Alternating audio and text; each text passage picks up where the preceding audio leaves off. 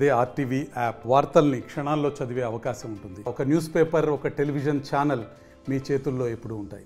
రాష్ట్రంలోనే 193 కిలోమీటర్ల తీరం విస్తరణ చిక్కోలు గంగపుత్రులకు వేట అనుకాక ఈరోజు విదేశాలకు వలస వెళ్లే పరిస్థితి. ఇతర ప్రాంతాలకు వలస వెళ్ళినట్టు మత్స్యకారులు అక్కడ మృతి చెందినా కూడా కుటుంబాలు తెచ్చుకునే పరిస్థితి లేకుండా పోయినటువంటి ఈ గంగపుత్రులకు మాత్రం చెప్పుకోవడానికి కష్టం వచ్చింది. మత్స్యకార మంత్రి ప్రాతినిధ్యం వహిస్తున్నటువంటి ఈ జిల్లాలో మత్స్యకారులందరూ కూడాను తండోపతండాలుగా తరలొచ్చి ఈరోజు గ్రీవించుకున్నారు. అసలు ఎందుకు వచ్చారు, వారికి వచ్చిన సమస్య ఏంటి, ప్రకృతి వైపరీత్యాలు, వేట నిషేధాజ్ఞలు ఇవన్నీ కూడాను వారి బ్రతుకులు సిద్ధం చేస్తున్నాయి. ఈ గత సంవత్సరం మాత్రం ప్రకృతి వైపరీత్యాల రీత్యా నెలల తరబడి వేట లేక 2 నెలల పాటు ఈరోజు వేట నిషేధాజ్ఞలకు సంబంధించిన మత్స్యకార భరోసా లేక ఇవన్నీ కూడా వారి పార్టీకి శాపంగా మారాయి. కనీసం జాతీయ ఉపాధి హామీ పథకానికి కూడా నోచుకున్నటువంటి ఆ గంగపుత్రులకు వచ్చిన కష్టం మాత్రం ఈరోజు రాష్ట్ర ప్రభుత్వం ఎందుకు పరిణామాలు తీసుకోవట్లేదు, వీరందరూ అసలు గ్రీవెన్స్కి రావడానికి గల ప్రధాన కారణం ఏంటి అనే విషయం వారితోనే అడిగి తెలుసుకుందాం. చూస్తే ఎందుకు ఇంతమంది ఈరోజు సముద్రం వదిలి మైదాన ప్రాంతంలో కార్యాలయాల చుట్టూ తిరగాల్సిన పరిస్థితి? రింగ్ వాల్ కోసం కలెక్టర్ గారిని కలడానికని వచ్చాం అందరం కలిపెట్టి. శ్రీకాకుళం జిల్లాలో 11 మండలాలు ఉన్నాయి. 11 మండలాల్లో కూడా 9 మండలాల్లో వల్ల ఉన్నాయి. అవి ఇంచుమించు 20 సంవత్సరాలుగా కొనసాగుతున్నాయి. అది దానికి ఇబ్బంది ఎట్లేదు. కానీ ఇక్కడికి వచ్చేసరికి మన శ్రీకాకుళం రోడ్లకు వచ్చేసరికి గనగలగనపేట గ్రామంలో మాత్రం వాళ్ళు ఆపుతున్నారు. అంటే ఇటువంటి తగాదాలు గతంలో కూడాను అటు సంత బొమ్మాలి, అదేవిధంగా గార్మండ్లు, ఈ పరిసర ప్రాంతాలకు కూడా వివాదాలు ఉంటాయి. అటువంటి వివాదాలు ఏమైనా చోటు చేసుకునే నేపథ్యంలో వాళ్ళు వద్దని చెప్తున్నారా? ఆ వివాదాలు ఏట్లేవు సార్, అలాంటి వివాదాలు ఏట్లేవు. అన్ని దగ్గర కూడా అందరూ క్షేమంగానే వేట చేసుకుంటారు. దానికి వివాదాలు కానీ దేనికని. కానీ ఒక్క ఊర్లో మాత్రమే, గనగలపేటలో మాత్రమే ఇష్యూ జరుగుతుంది.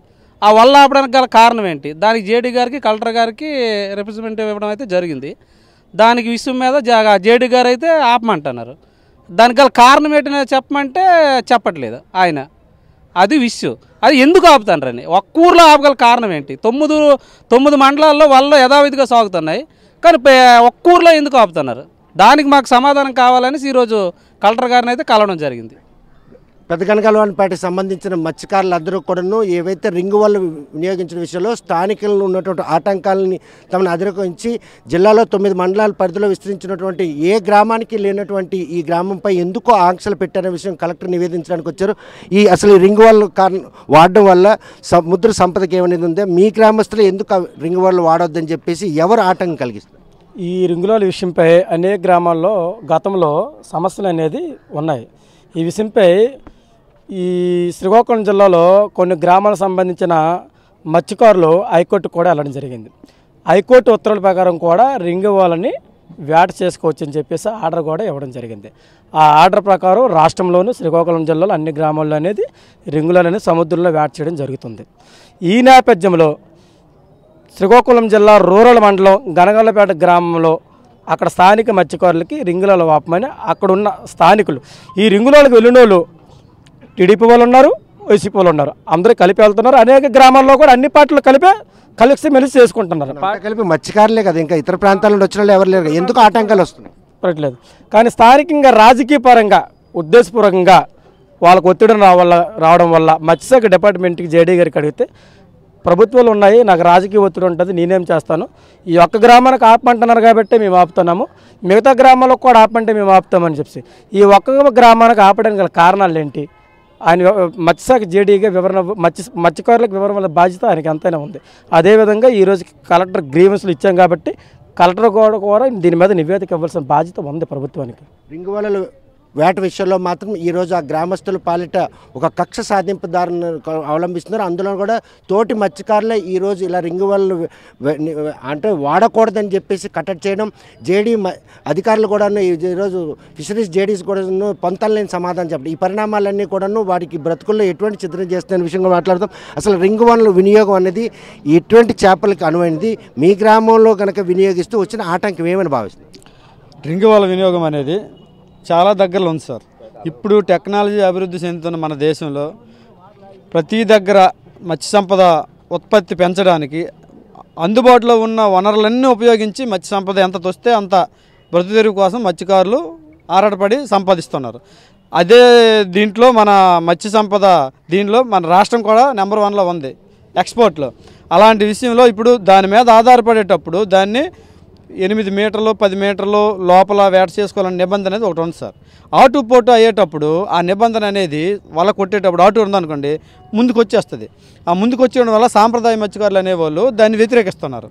ఇలాగ మేము పడవలతో వెళ్ళి వేట చేసుకునే వాళ్ళు లోపలికి వెళ్ళి వచ్చి వేట చేస్తున్నారు, మాకు ఇబ్బంది అవుతుంది అనేసి వాళ్ళు ఒత్తిడి వల్ల స్థానికంగా ఉన్న నాయకులు దాన్ని పట్టుకొని ఆపడం జరిగింది. జేడీ గారు కంప్లైంట్ ఇచ్చి జేడీ గారికి మేము ఎవరిని కోరాం, సార్ ఇక్కడ అన్ని దగ్గరలో వేట చేస్తున్నారు, అన్ని రాష్ట్రాల్లో ఉంది, అన్ని జిల్లా మొత్తం అన్ని దగ్గరలో వేట చేస్తున్నారు, మా విలేజ్కి ఎందుకు ఆపారు సార్ అంటే. మీ వరకు చూసుకుంటే కనుక ఈరోజు సాంప్రదాయ మత్స్యకారులకు ఏవైతే మెకనైజ్డ్ బోట్లు ఉన్నాయో వీరిద్దరికి మధ్యన వివాదంలాగా అనిపిస్తుంది. ఆ రింగ్ వాళ్ళు వినియోగించకుండా అడ్డుకోవడం చూస్తుంది. అంతే సార్, అంతే సార్.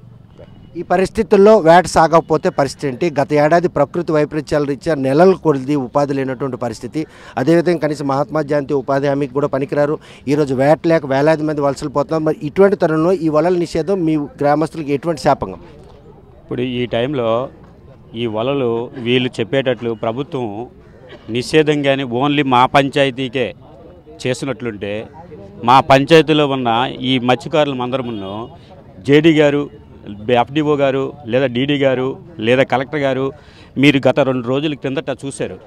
పేపర్ ప్రైవేట్లో సత్యం పేపర్ కానీ నిజం పేపర్ కానీ అందులో చేసేటప్పటికి పొలిటికల్ అంటే ఎమ్మెల్యే చెప్పినా డీడీ గారు వినటం లేదు. అంటే ఈ రాజకీయ నాయకుల తాలూకా ప్రతాపాలని వీళ్ళ పేర్లు చెప్పుకొని మేమందరం కూడాను సముద్రంలోకి వెళ్ళి సముద్ర పొడిన 2 కర్రలు కట్టి అడ్డగా 3వ కర్ర కట్టి దాంతో ఉరేసుకొని చావడమే తప్ప కానీ మాకు ఇంకా బ్రతుకు తెరువు కోసము ఇంతకు మించి మాకు భూములు లేవు, అలా ఉద్యోగాలు లేవు, లేదా మామూలుగా బ్రతుకు తెరువు కోసం ఈ వేట వదిలి వేరే సిచ్యువేషన్లో ఇంకో పని చేసుకోవడానికి మాకు ఇంకా తోవలేదు.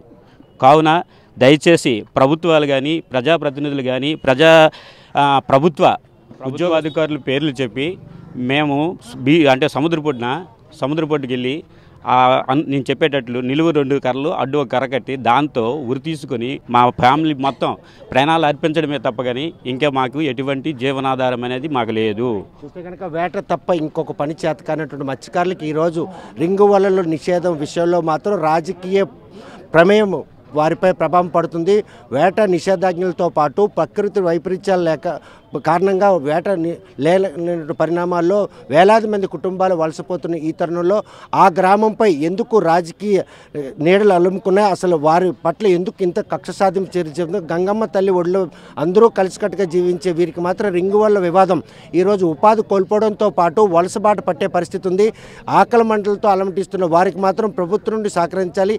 అదేవిధంగా రాష్ట్ర మత్స్యకార మంత్రి ప్రార్థిస్తున్న ఈ జిల్లాలో ఆ గ్రామస్తుల పట్ల అంత అక్కసుగా వ్యవహరించాల్సిన అవసరం ఏముంది? మత్స్యశాఖ అధికారులు ఎందుకు ఎమ్మెల్యే అడ్డం పెట్టుకొని ఈరోజు ఆ గ్రామస్తులు ఆ రింగ్ వాళ్ళు వినియోగించుకుంటూ అడ్డుకుంటున్నారు? ఇటు సాంప్రదాయ మత్స్యకారులకు అటు మెకనైజ్డ్ బోర్డ్ మత్స్యకారులకు మధ్యన ఉన్నటువంటి ఈ వివాదాన్ని మాత్రం సద్దుమణికి చేసి తక్షణమే ఆ రింగ్ వాళ్ళ వినియోగానికి మాత్రం అందుబాటులో తేవాలంటే, లేకుంటే మాత్రం సముద్రంలో ఉరేసుకుని ఆత్మహత్య చేసుకోవడం తప్ప ఇంకొక ప్రత్యామ్నాయ మార్గం కూడా లేదని చెప్పి తేల్చి చెప్తున్నారు. ఈ విషయంలో జిల్లా కలెక్టర్కి వారు ఇచ్చిన నివేదికను ఆధారంగా ఈ సమస్యను సద్దుమణికి చేసి వారు రింగుల వనరులు వినియోగించుకునేందుకు అవసరమైన చర్యలు చేపడతారా లేదా అన్న విషయం వేచి చూడాల్సిందే. వీడియో జర్నలిస్ట్ రామకృష్ణతో సత్యం, RTV శ్రీకాకుళం. మరిన్ని వీడియోస్ కోసం ఛానల్ ని సబ్స్క్రైబ్ చేయండి, లేటెస్ట్ అప్డేట్స్ కోసం వాట్సాప్ ఛానల్ ని ఫాలో చేయండి అండ్ లింక్ డిస్క్రిప్షన్ లో ఉంది.